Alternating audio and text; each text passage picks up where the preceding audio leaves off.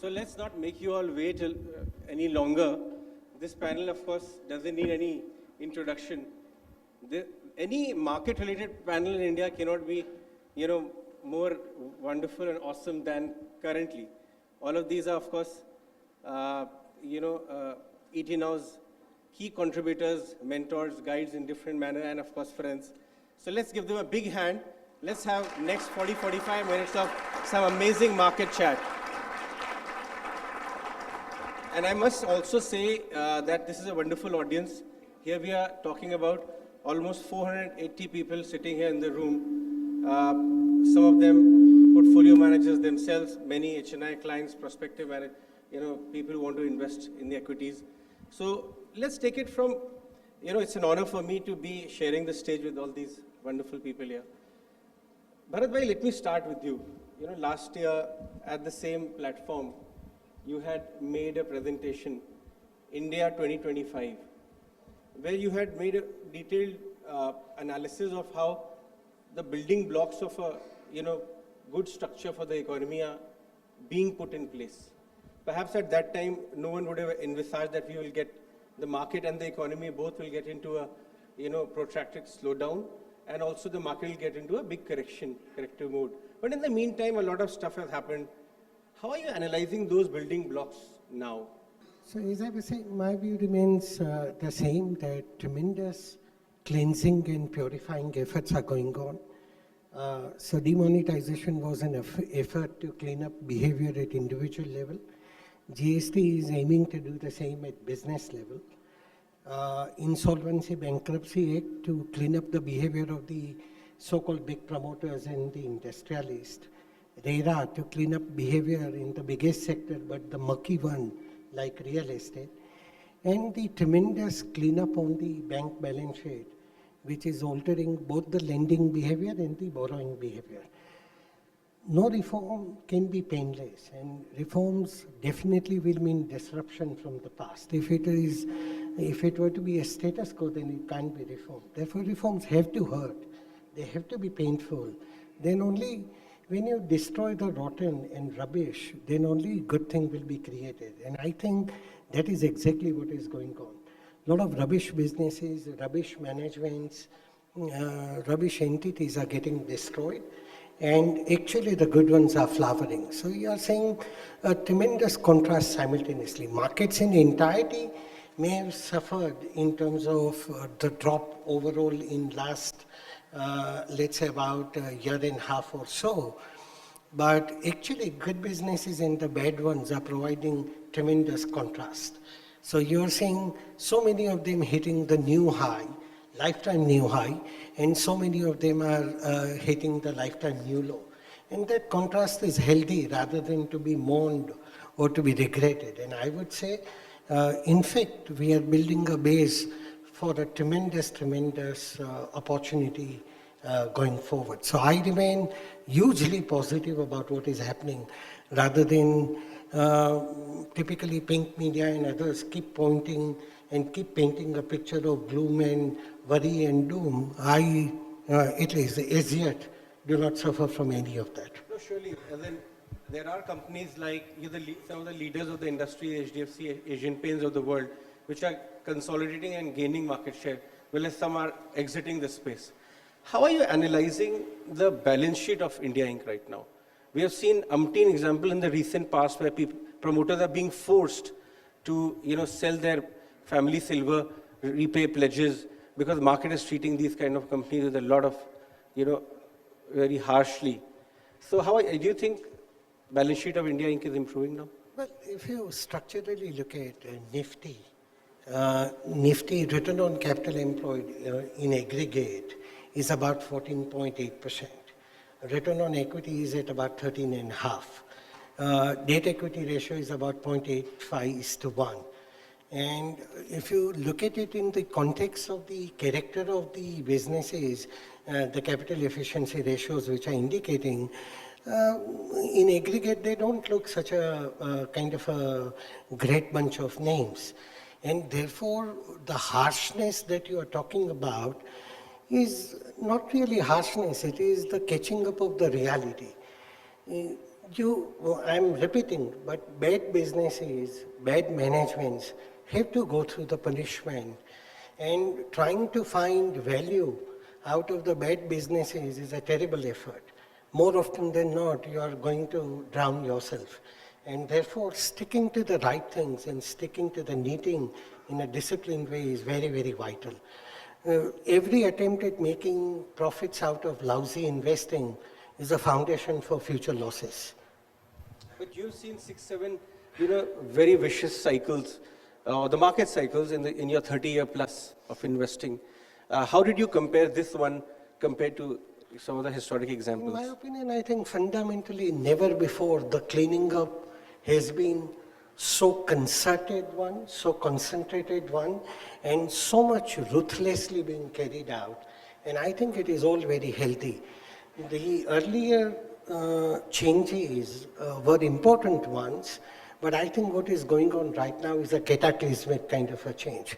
It is really sharp and very rough kind of sorting out of the good from the bad and the bad from the ugly which is going on. And to that extent, it is going to bite deeper, much more, and it will be visibly more harsh. But I think ultimately, as I said, the creative destruction entails that. So to that extent, the change which is going on right now has been longer, deeper, and far more punitive in the character. But I think in eventuality, it means much, much better conditions over a period of time. Ramdeo, historically, you have, in your tracking you for such a long time, you have been somebody who is a very big supporter of going for quality stocks. But quality has never traded so expensive in the last 1.5, 2 years, because obviously there was a broader market correction and people were hiding behind those names. So for a stock picker who's sitting out there, doesn't it become extremely difficult to, decide whether to find names among that space which is getting even more expensive? How do you define quality in such a kind of a market? Look, defining quality is not difficult. I mean, what you're saying is expensive is the quality. Okay, so quality is very well defined. The point is, how do you build a reasonable portfolio with only quality companies? That's a big challenge. So, I mean, that challenge is there with all my managers, and the kind of portfolios any manager is making, that challenge comes. But in buy and hold strategy, what happens is that some portion of the portfolio will definitely look expensive, because the market is also at 25 P multiple. The Nifty or 26 P multiple, Nifty is not that cheap. So you can be only related to the market. So per se, and if you use only the P multiple as a measure of valuation, then clearly you are at a slightly expensive market right now. So your portfolio will also look expensive. How do you find the incremental ideas? And particularly if you are trading a lot, I mean 30, 40, 50%, 60%, if you are trading, then it becomes very difficult to find enough good ideas at a reasonable price. But if you are looking for 1 or 2 ideas in a year, it's not impossible. It's difficult, but it is definitely not impossible to find 1 or 2 ideas. And some places what happens is that you have the conviction, market doesn't have conviction. So the multiples are crashing, and yet the quality is there. So you have those kind of opportunities also. Like I remember in HP and BP, we made tremendous amount of money on the way up, and then from there we lost tremendous amount of money. Entire auto pack last, I think in 18, 20 months. They're all quality companies, Aisha, Maruti, all these companies. I mean, and there we lost almost 30, 40% market cap, but the quality was not an issue. It was just the price collapse, and the same set of stocks are doing very well right now.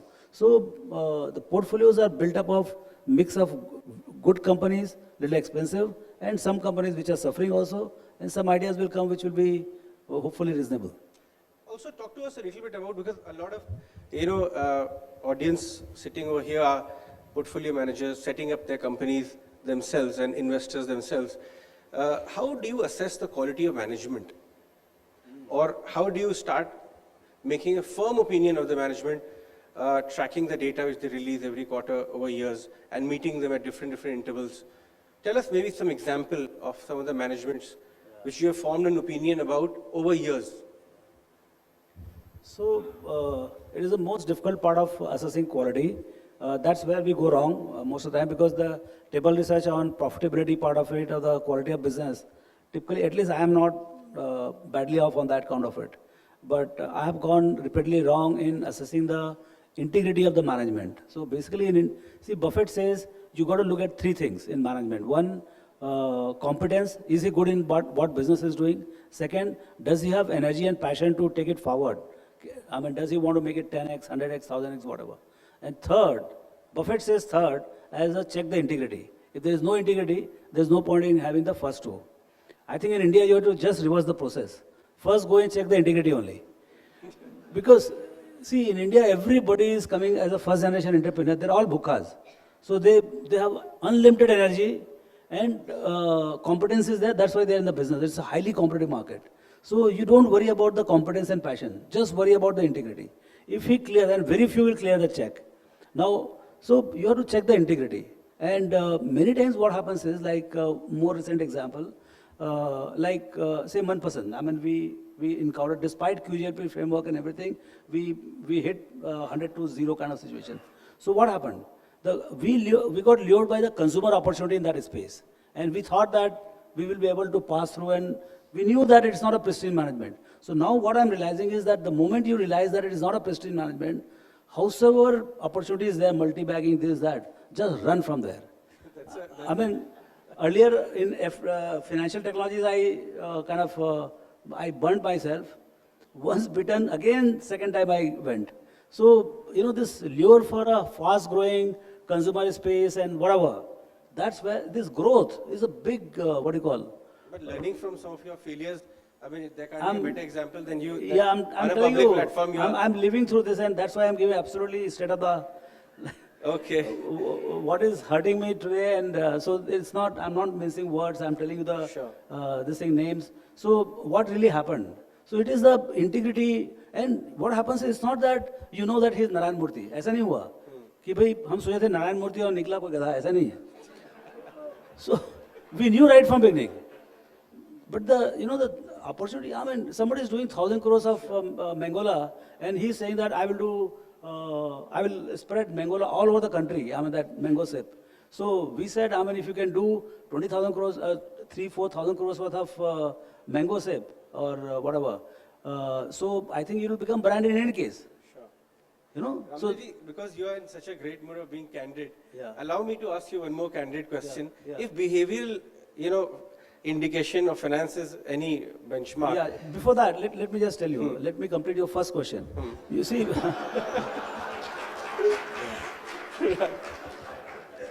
inspired by my mistakes, I'm doing this wealth creation study only on this. Okay. So we have some early, this thing. One of the things which is very ignored and very well practiced in America by the big guys like Buffett and all is the culture check. Okay. Like when we hire an employee, we do a culture check, whether your culture will fit into my organization or not. Because it's like figuring out whether the soil is good enough for the new plant you are planting. So the guy must be very good, plant must be very healthy, but the soil is not good, it will not work for the soil as well as for the guy. So we do that. But in buying the stocks, we don't do that deep a culture check, which is even more, abstract than figuring out the qualities of management. So, but the deep investors and very long-term large investors, they do look at the culture. I'm sure Bharat Bhai will have a lot more to add on that. He reads those kind of books. I'm reading first time. So, Okay. So culture check is extremely important. We'll publish the paper in next 1.5 months. It'll be very interesting. So if we had gone back into the culture of understanding how he has evolved, पहले कितने बदमाशी किए हैं, पहले कितने lawsuits हुए, I think we would have been better off. So I think, so that's the first part of it. Anyway, Okay. So the question I wanted to ask you was that in the last 1.5 years of correction, as Bharat Bhai also said, it was quite some correction, okay? 20-30 year plus kind of veterans also got shaken to a large extent. And we heard some of the comments coming from you as well. Tell us how shaken were you? At one point in time, we saw that you also threw in the hat saying that never seen such a correction in the market. Tell us some of your experience. Just see, You as got far as disappointed by the leadership? No, or what I exactly feel happened? pain only for the clients. Okay. Because clients come in big hordes only at the end. At the top of the market they come. And when you meet them, say something has gone from 10 rupees to 30 rupees. Now, most of the money has come between 25 to 30. Sure. Okay, and now when the market's correct to say 20, from 30 it comes to 20 or 22, all of them are in losses. And see, when we went and sold, so everybody asks, what do you expect of market, or what will happen to this product which I am buying? So what do we say? Expect doubler in 5 years. And this happened when I went to Ahmedabad, one of the distributors, he asked, sir, आपने बोला था 5 साल में double होगा, 3 साल में तो अभी उतने ही खड़ा हुआ है. तो आप, do you think that in next 2 years it will double? Now, sitting before 30, 40 guys, you have to find a nice answer. I said, if you look back 5 years, it is double. Okay, so I'm not guaranteeing again for 2 years, but next 5 years it will again double. So again he's in the hook, so he gives me money. Okay, So- right, so that's... Okay, yeah, you want to say something, Bharat? On the management quality, apart from what Ramdevji mentioned, clearly about capability and integrity as well as the passion, I would say 3-4 more things are vital to be looked at. Not just good capital distribution, but very responsible sense of capital allocation, so that they have a ruthless record of denying capital to the unworthy things and allotting capital only to the worthy causes. Equally, not just a great foresight, but a terrific sense of execution. And like Phil Fisher would say, return on equity is a holy grail of a great management. So it is something that you discover over a period of time. The trouble comes when we are trying to make sweeping judgment on management too quickly at a point of time, while it is a process that you build up over a period of time. And therefore that calls for patience. Judging management is something that you don't want to do in a hurry. And if that means something is allowed to be gone, so be it. Actual error of getting into wrong one will hurt you much more than letting go of something which is worthy. And therefore, to that extent, that decision about believing in a management or otherwise is something that should happen only over a sufficient period of time at which you have enough measurement points to believe that what you think is right. Shankar, let me come to you now. You like to look for opportunities in the mid and small caps. You had some great buy calls in auto space in the recent times, say 1.5, 2 years back. You like to buy global stocks. Then why is it that you have somehow got the reputation of the big bear of the market? There are two answers to that. First answer is that when I see a bear market, I say it. The other people talk about it in the bathroom. ऐसे conference बात निकलेंगे ना तो बाहर में bathroom में यार बहुत मार्केट बहुत खराब है, इधर में बात नहीं करने. अपना नेचर है, बचपन में थोड़ा सा ज्यादा Not mincing upfront था, अभी है तो है. So it's neither being an optimist or a pessimist. It's just being a realist. And the other thing is also remember that investing is never a linear game.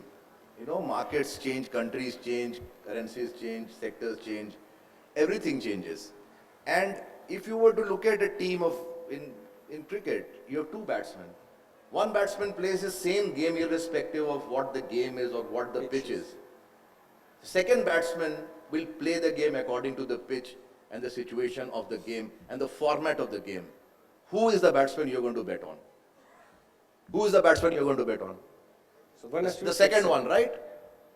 Because you can't just go and throw your bat at everything, hoping that things will be fine, hoping that the pitch will be true, hoping that the ball will not swing or turn. That is a very childish way of investing or playing cricket, whatever it is. You get paid to be a professional, and a profession needs to deal with the situation on its merit. I have no preconceived notions about anything. What happened today is over. What will happen tomorrow? Nobody has a clue. We will see it, we will evaluate it, new data points will come. You need to be open and absorbent for new information. And that is the way I define my investing thing. Now, in India, if you are thinking that way, you're called a bear. If you're thinking like a maniac, sab cheez acha hi ho sakta hai, you're a bull. I mean, boss, I don't want to be a madman. Okay? And the result of this mindset is that I have held stocks for 20 years which are up 150 times. I have held stocks for 20 minutes also where things changed, when something new emerged.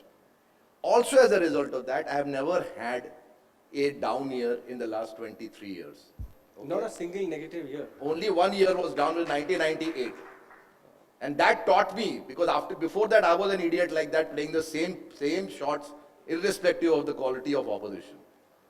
And 1998 crisis, Asian crisis taught me कि नहीं, ऐसा नहीं चल सकता है. You need to adjust your play to suit the kind of pitch you are batting on.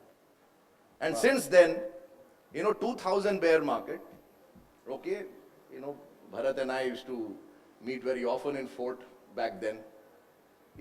It was pretty obvious up to a point, and beyond that things were completely out of hand. And there were stocks all of us had bought which went up 50, 60 times in a matter of 2 years' time. I don't think that's ever going to happen in the history of this, on the future of this country. I mean, it was just out of control, but it was hard to resist it. But I remember that day when I was sitting in office in my trading room and everything that I had, was limit up, 8% limit up and all that. And all my traders told me that, sir, by next Friday, ये 40% up हो जाएगा, उसका अगला Friday ये और 40% up हो जाएगा. And I said to myself, यार मैंने तो थोड़ा बहुत पैसा लगाया, साला वो 50-60 टाइम हो गया in matter of 1.5 years. My portfolio is making me look smarter than I am. Okay. Sure. I'm an idiot. I don't deserve this kind of money.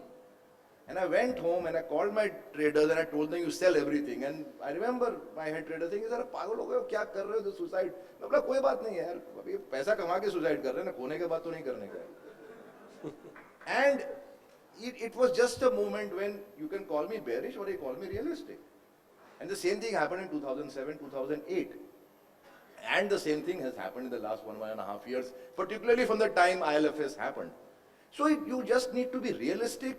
There are many people who have a certain mindset. My mindset is different. I mean, it's as simple as that. And the beauty of markets or investing is that there are many approaches to heaven. Sure. There is no one approach you can say my thing is right or Bharat's thing is right or Hiren's thing is right. There is no one right thing. Everything has a season. Everything works for some time. Then it will not also work for some time. And that is the beauty of this game. Right. The efforts are not really that important. If the results are there, then whichever way you are taking. Okay, so you are actually making a point that every bear cycle you survive, and with what success ratio you survive. I made money. I didn't survive. No, I in the made sense money. that depends on how well you do, how well you navigate each bear cycle, how much money you land up saving and making, and that sets you ahead than the very large section of people. Because profits earned in bear markets, or returns rather, earned in a bear market, are very valuable return. If you are up 10%, the street is down 30, that plus 40 swing, you can eat off it for the next 4 or 5 years. Because bull market, more or less all of us will get it right, boss. I mean, somebody will get plus 30, somebody will get plus 25. You might be, if you're a complete idiot, you might be plus 20, but nobody is going to be minus 10 in a bull market. So that is money in the bank. You just save that for the rainy day, which will come inevitably. So, how are you reading the indicators right now? Be it profitability indicators of companies you look at closely, be it macro indicators, be it global, because you look at global closely as well. So, I mean, my reading is very simple, that it's become a very simple investing market. India, one of the biggest problems, all foreign investors from the 90s, since the FII started coming to India, was that कि यार बाकी country में 10-15-20 stock होता है, ये telecom company है, एक real estate company, 4-5 bank होते हैं, और वो लेके हम लोग शांति से चलते हैं. इंडिया में साला 10,000 कंपनी, हम हैदराबाद से, कोचीन से लेके, गुड़गांव से लेके, पता नहीं धक्के खाते रहते हैं दिन भर. Right Bharat, you remember those days? I mean, कभी ऑटो एंसिलरी मिल रही है, कभी गारमेंट कंपनी मिल रही है, कभी चप्पल कंपनी मिल रही है, कभी क्या कंट्री है यार ये, बताओ इतना कंपनी, मतलब आदमी से ज्यादा साला कंपनी है यहाँ पर. So we as brokers also, we used to have fun, taking 5 years around on a bewildering merry-go-round with all kinds of companies, good, bad, ugly. Now you can see in this bear market, and that's why bear markets are good, because it is a disinfectant. All the ills which are being hidden by rising stock prices comes out when suddenly the prices go down, and you're left with your pledges out in the open, and the reasons why you pledged them were to put some other business up, as we've seen some corporate groups, but because of the downturn, those businesses have collapsed. So it is disinfecting your entire corporate landscape. Sure. All right, in a very brutal way, be that as it may, but it is what it is, and we have to face up to it. But the result of that is, and the result of GST is that, and I'm not making a comment that it is a good thing or a bad thing. All I'm saying is it is becoming from a 10,000 strong market, it's barely now a 50, 100 kind of investable universe market. I mean, you can call it good or you can call it bad. I'm not making it bad. But as a fund manager, I think it has made economy of scale far more possible than it has ever been in the last 30 years of my investing career. अभी कितने कंपनियां बचती हैं आप देख लो अगर, Sure. right? More or less all of us are going to cluster around the same thing. And as Ramdeo said, we went and took risk in Manpasand. Okay, it may have worked out brilliantly, but now he will think 100 times before going to a Manpasand, 1,000 times. That's honest. उससे That's उससे very honest. उससे better है कि Hindustan liver ही ले लेंगे जाके 60 P में यार, कम से कम जीरो का रिस्क तो नहीं होता है. So the market is forcing us to now, and because of the GST and overall concentration, banking आप देख लीजिए, पहले बहुत banks थे, but PSU bank share has been eroding. Even private sector bank shares are eroding. Now a handful of banks will keep getting those extra sort of market share gains, margin gains. It will be great for a very limited set of companies. Okay, so if the hard, red on one side and green on one side, where do you see market? All the indicators put together, has it become amber or light green or still near the dark red? No, my view is that for those handful of companies, Okay. because of the fact that structurally things have changed, that those market share gains which otherwise they would have had to fight in the market every day to get a savings customer or a CASA deposit, It's coming on the is coming on its own. बाकी तो बहुत मारा मारी है sir. आपको आप किसी banker से जाके पूछ लो, कासा लेने के लिए तो जान देना पड़ता है. आज वो बैंक ही नहीं रहा, वो कहीं तो जाएगा deposit. Well, No, I just wanted to supplement the point that Shankar very correctly made about the bear market gains. Bear market gains are a treasure, and it is something that may look like a small thing in numerical term, but it's such a powerful thing to have. It's not merely in terms of the returns that it generates, which may be a small number in a deep red territory otherwise, but psychologically the way it equips you and allows you to be strengthened so that you can deal with the market, the beast in a right way, is a very valuable part of that bear market. I wasn't bright enough to protect like Shankar did in 2008 or 2001, but in the current period of mayhem, when markets, nominally numbers may be double-digit kind of drop in indices, but real pain in the market is actually deeper than that. Even a single-digit or a double-digit kind of positive gains that this period has yielded sounds like a nirvana, because it is something which is really, really valuable. And that is what I think I was referring to when I originally talked about that process of creative destruction. Sure. Shankar, also the audience over here, the PMS investing audience is relatively, maybe where the investable surplus is slightly higher. Now the regulator is even making it from 25 lakhs to 50 lakhs onwards. There's a sense and a hypothesis which you have, briefly shared with me earlier, that there's a strong case why affluent or slightly higher than retail investors should make a slice of their portfolio outside of India. But there are very few opportunities available here. Why do you make that case? How does it, de-risk the overall portfolio strategy for investor here in India? My belief and learning is that correct asset allocation is virtually 90% of the game. No matter what you believe in as a bottom of stock pick, yes, it is great. It's a great thrill to unearth multi-baggers. But it's a lot more efficient if you get your broad allocation right. For example, even in India, if you last 5 years, look at the data. Your equity, Sensex, I'm talking Sensex or Nifty returns are about 7% CAGR. Mota mota. You know what the fixed income return is? 7.6%. With the Sharpe ratio, there is no contest, there is no comparison. If you just got that allocation right, you're far better off. It's not about equity or debt or gold or real estate or domestic or local. You should have a foot in every major investable class and diversifying overseas. I've done this now for a long time, for like 2 decades. How do you build skill to You were originally an India-centric fund manager. Yeah, because in 98 we realized that, hey, you go to Malaysia, go to Thailand, you go to Singapore, those countries didn't look like going bust. India looked like going bust. The moment you landed at the airport, the old airport, उनको लगता था इस country में क्या है boss, वो सब country अगर बर्बाद हो गए तो अपना कंट्री का क्या हिसाब होगा. So we said यार अपने को देखना पड़ेगा, बाहर का भी थोड़ा डाइवर्सिफाई करते हैं, वहां का भी ब्रोकरेज बिजनेस बनाते हैं, वहां भी रिसर्च करते हैं. And it has been an absolute journey of learning and earning both. I can tell you that. And like I said, even in this year, I personally made 60% in the US equities, 60% up, without really taking inordinate risk. I can tell you, I'm a very conservative investor, okay, extremely conservative.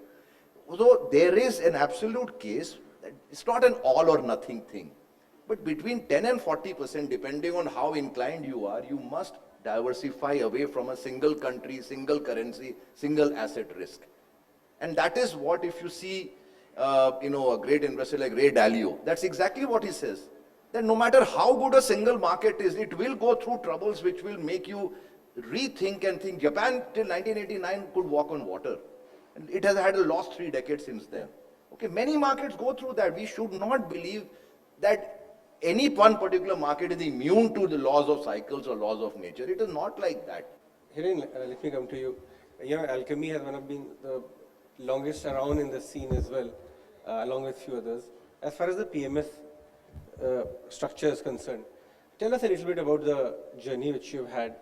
Many of our friends over here are setting up their PMSs. The investors are still taking. In last 2-3 years actually, when the market was in euphoria stages, when PMS actually became a wonderful fancy word, but you guys have been around for long.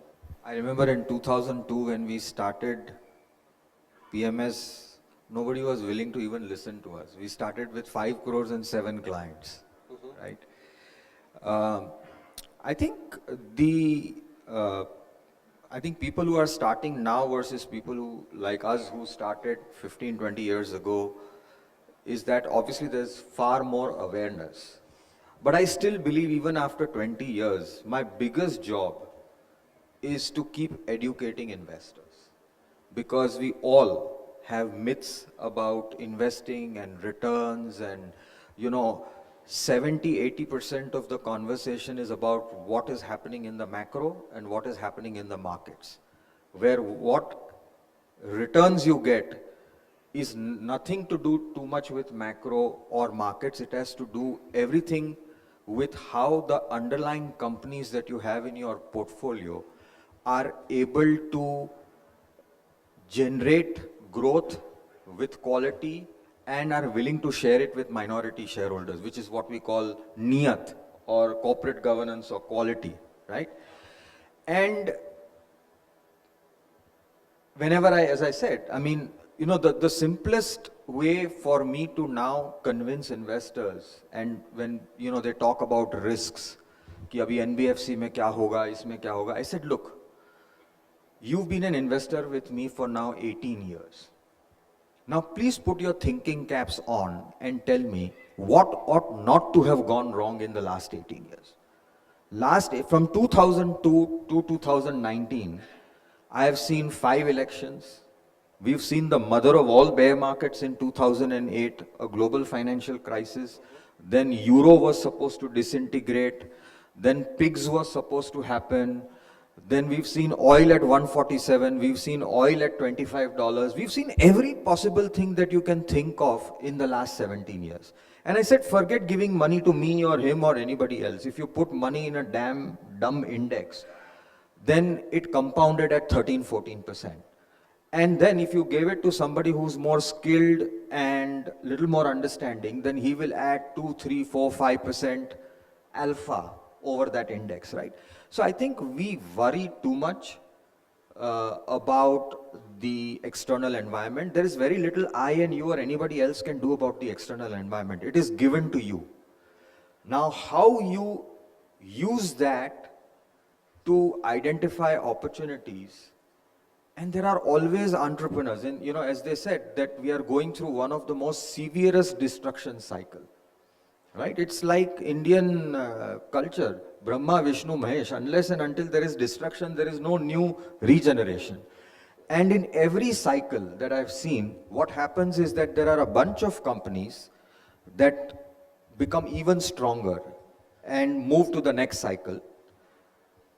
But because of the consolidation and destruction, it gives you a little bit of space for new entrants to come in, and then they also participate in the cycle. Let me give you an example, like, obviously we all know a lot of these names, but Bajaj Finance, for example, is a product of the last 10 years. When the retail lending cycle went through mayhem, what we are seeing in the corporate lending cycle, the retail lending cycle went through that mayhem in 2008-9. Everybody was there in that cycle. HDFC Bank came out fine because they were there. ICICI Bank got hurt. A lot of other players got hurt in that cycle. A lot of people withdrew from the market.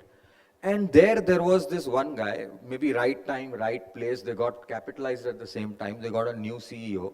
And look what they've built in 10 years, right? So every cycle will throw up an opportunity, okay? And we have to understand that the biggest challenge we have today is, which I see going forward, is that because of this cleansing process, the Nifty itself has a self-cleaning process. The best of the companies are coming in the Nifty. And now for active managers, for you to beat that, because, earlier the Nifty and the Sensex, if you look at the Sensex of 2008 versus the Sensex of today, there's a huge difference in the quality of companies, right? So I think the big challenge going forward from here is, yes, quality, growth, all of that have to be, but how do you add value? Or how do you add alpha? That's going to become very, very difficult going forward. So how would that exactly happen? A lot of people here, I'm sure, I don't know why, but PMS as a product, the kind of image it has attracted is that it would be mid-cap centric in nature. And the way things are, if inflation and, interest rates in our country are structurally coming down, would it not become even more challenging for fund managers here, active fund managers, to really produce that alpha when the index return itself will come down to 10-12% average? See, I think there is again this, so we did an exercise, right? Everybody of us is doing some exercise because we are all reflecting on what we have done in the past. That inherently what happens is that whenever we all started in lives, we all thought, "Theek hai na yaar, who's going to give us money to buy HDFC Bank? Why is the client going to give us fees to buy HDFC Bank or Hindustan Lever?" So we all go out on this quest of finding the next big idea or the next big multi-bagger, right? So inherently, we all start at small and mid-cap managers. Then life teaches us very good lessons, right? That there is some value to scale, quality, longevity, right? And that's how you start. And we did an exercise from 2008. I told my team, from 2008 to 2018, 10-year decade, how many small and mid-cap companies actually graduated to become large cap? What do you define? It's every portfolio manager's dream कि मैंने ये जब लिया था बहुत छोटा था, अब ये Nifty में आ गया company, right? That is my ability. And that ratio of success was only 4.5% of the universe of companies that went from small mid-caps to large caps. Out of 1,350 or 1,400 companies, only 75 companies were able to transition to large caps. Which means that, and as Shankar rightly said, not everybody can pull and hook on every ball, right? So when you want to invest in smaller and mid-sized companies, you have to be extremely careful. It's a skill which is required. And I think that the current environment, according to me, is a little bit still very, very hostile for small and mid-sized companies. That doesn't mean that there are no good quality companies there, right? That will also change.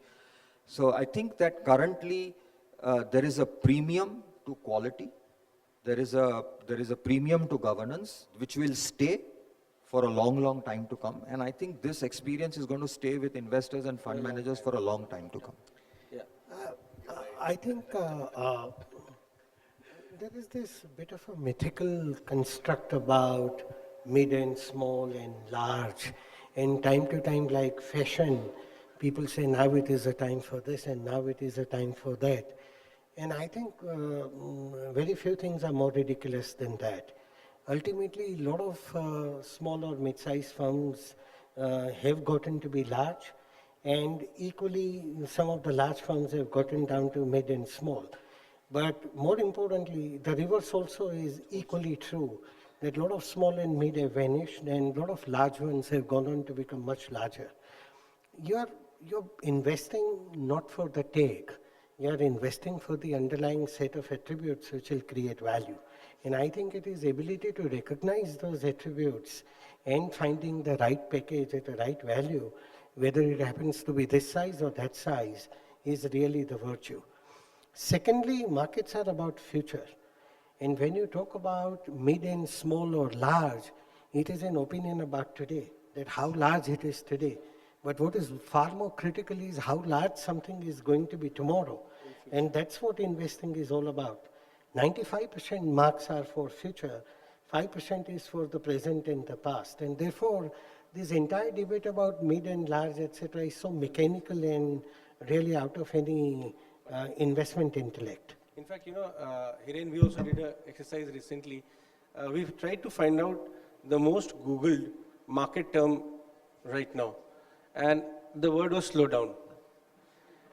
It was at a multi-year high. And the one market term which was at a multi-year low was multi-bagger. So if that is any indication, that's where the stuff is. So we'll quickly... Negativity is a fashion in markets, much like in social media. So let's come to question answer, guys. We are almost running out of time now. There's a question coming from Paras C. Shah. Paras has a question. What are the different processes of selecting stocks and how can we select the process which generates more alpha over the mutual funds? Who would like to take that question? I mean, Looking for that's elixir. obvious, whether vis-a-vis mutual fund or vis-a-vis anybody. You need to have a good process. You need to have a discipline to really check and review time to time that the process is adequate and intelligent. And then you have to have a discipline to stick to the process. And finally, the wisdom to stay the course rather than flip-flop over a period of time. So whether over a mutual fund or whether over anything, the process, discipline, the character of that process and wisdom behind all of that is vital. Another question is from Prateek. And Prateek wants to know about any sector which is beaten down as offering margin of safety and could be offering good value right now. Ramdeo, would you like to take any? See, one of the problem today is the financial sector, but and we have kind of a national ambition to be $5 trillion economy before 2025. So the incremental GDP, whatever when it happens in next 5-6 years, is going to have more credit intensity than the past. So we have about 70% to GDP our credit, total credit in the system. So the next 2 or 3 trillion is going to have 100% to GDP as a credit market. So credit opportunity and credit underwriting opportunity is immensely larger. Now the worthy institutions today are very few left. There are, you can count is 8-10 of them who are going, but I don't know whether they have the capacity to underwrite all the credit requirement in the future. So actually some of the companies in this Agni Pariksha, whichever credit underwriting institution passes, I think some of them will be mispriced and there is a chance that it could be a multi-bagger. So you go where the trouble is. Comes back. Yeah. So, what Ramdeo was saying, is making me smile a bit because, I think a couple of years back, I was at a party with another close friend like Ramdev running an NBFC. And he said that, I said, kya lag raha hai boss? Opportunity. He said, ki finance lagta hai, matlab, as in credit. Financial. So this is, I think, 2017. So I asked him why. He said, yeah, the entire credit market is broken. Many banks are in trouble. और PSU banks के पास तो मतलब there is no capacity to lend and all that, and I think the credit market is therefore wide open. तो मैंने बोला यार लेकिन ये लोग फिर बर्बाद क्यों हो गए अगर इतना ही अच्छा धंधा था, तो ये भी थोड़ा सा सोचना पड़ेगा ना 5 मिनट के लिए. उसने नहीं सोचा. Today the stock is down 80% from the peak and I don't know where it is going to go. So yes, there is an opportunity, but पहले सोचना है कि जो लोग थे मेरे से पहले वो लोग क्यों हिट विकेट हो गए boss. No, but which is exactly what I was saying, that the opportunity, not just in financing, but in general, it is becoming a very concentrated market. Again, I'm not saying it's necessarily a good thing. Like in the West, you can see the amount of power concentrated in the hands of a Google or a Microsoft or Amazon. It is inordinate economic and even political power. We're not there yet, but these companies will have such significant stranglehold over pricing. I don't think it is always going to be a panacea. Do you like any particular area of the market right now? Area of the market? So, I mean, it's a very, I was talking to Devina, my wife, the other day, and I said, yeah, India is a pretty simple country in that sense, in an investing sense. ये देश cash का भूखा है, right? Because 99% company के पास cash है ही नहीं, और जो है वो निकल जाता है. तो जो एक आध 2-5% कंपनियां जो बचती हैं, जो थोड़ा कैश जनरेट कर देती है, उसके ऊपर लोग मतलब दाना पानी लेके टूट पड़ते हैं यार कि यार कैश तो है इसके पास, बाकी क्या है नहीं, छोड़ो इसको, माँ है इसके पास. So if you look at the composition of companies, it is basically those companies. Yeah, I mean, long and short of the whole thing is that even in 2008, the most interesting thing is, which company, the market was around 65%. Which company ended the year up? Hindustan Lever. It was up 2%. आप imagine करो. This country is very simple. थोड़ा भी crisis होता है, it just runs towards cash. And अब इस crisis में, in my view, it is worse than 2008. Let's make no mistake about it. Headline might not be showing you that from a Nifty or a Sensex perspective, but down below, and not just price destruction, but business destruction, fundamental destruction. Yes. This 2008 was a garden variety recession compared to what we have seen this time. In my view, this hit is not going to just fade away very quickly, both as in our memories and in terms of companies being able to come back. So in that sense, it is a very simplified investing landscape. जो cash जो generate कर रही है company, उसके लिए हम 50 PV दे देंगे, 60 PV दे देंगे, 70 PV दे देंगे, क्योंकि अगर घटेंगे भी तो वो 20% घटेंगे. They don't have bankruptcy risk. Today, what are you fearing in a company? Bankruptcy risk. That is no longer about 20% price risk. कि कंपनी रहेगा कि नहीं रहेगा कल को?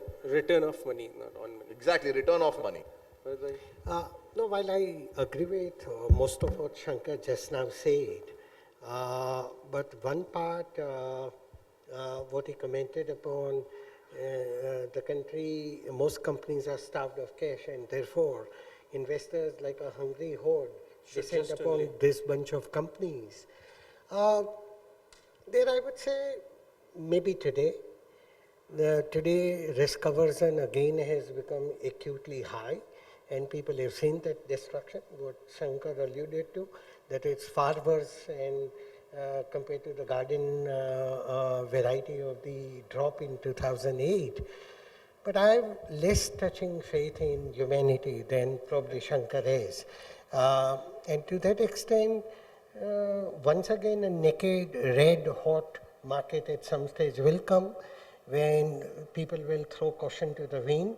Next new bunch of rubbish managements, rubbish businesses will emerge, and next new epitaphs will be written at that point of time. The cycle goes on because human nature doesn't change. No, exactly. So, ये NBFC का boom 1984 में first time मैंने देखा था when I was a kid.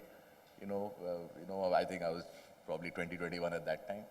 And that time it was leasing companies that came. So first leasing and all those leasings, came. They disappeared in 89. Then again in mid-90s, one boom happened. And now again it happened. But each time the investors who piled in were all new. Because the old guys will not touch will never go back in. But you need fresh blood. You need fresh blood.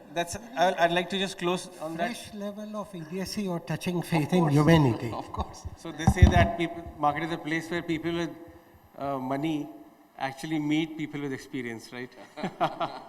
All right, on that wonderful note, I really enjoyed this.